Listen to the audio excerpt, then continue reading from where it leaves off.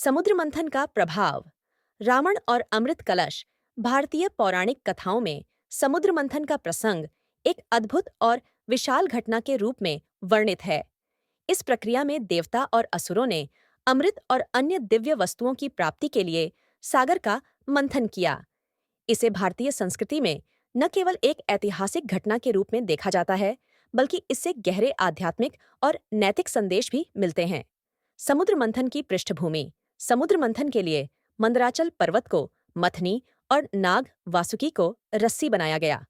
देवताओं और असुरों ने एक साथ मिलकर इस मंथन को किया। मंथन से अमृत कलश, लक्ष्मी, चंद्रमा, कौस्तुभमणि और विष जैसे कई महत्वपूर्ण वस्तुएं प्रकट हुईं।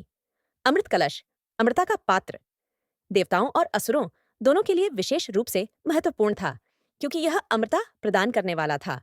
रावण और अमृत कलश, यह माना जाता है कि जब अमृत कलश प्रकट हुआ, तब रावण ने इसे छूने और प्राप्त करने का प्रयास किया। हालांकि यह बात स्पष्ट है कि रावण के इस प्रयास का उद्देश्य केवल अपनी शक्ति और साम्राज्य को बढ़ाना था। वह अमृत का उपयोग अपने व्यक्तिगत स्वार्थ और अधर्म के लिए करना चाहता था।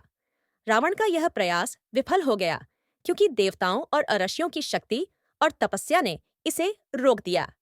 इसके अलावा भगवान विष्णु ने मोहिनी अवतार धारण कर अमृत को देवताओं में बांटा, ताकि असुर इसे न ले सकें।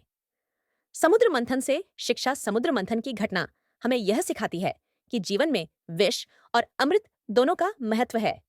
यह घटना यह भी बताती है कि स्वार्थ और अधर्म के मार्ग पर चलने वाला व्यक्ति, चाहे वह कितना ही बलशाली क्यों न हो, सत्य और धर्म के सामने टिक नहीं सकता।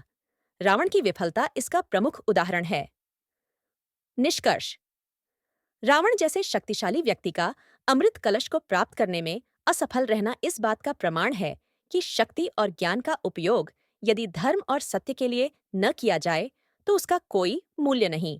समुद्र मंथन का यह प्रसंग हमें जीवन में सही मार्ग पर चलने और दूसरों के कल्याण के लिए प्रयास करने की प्रेरणा देता है।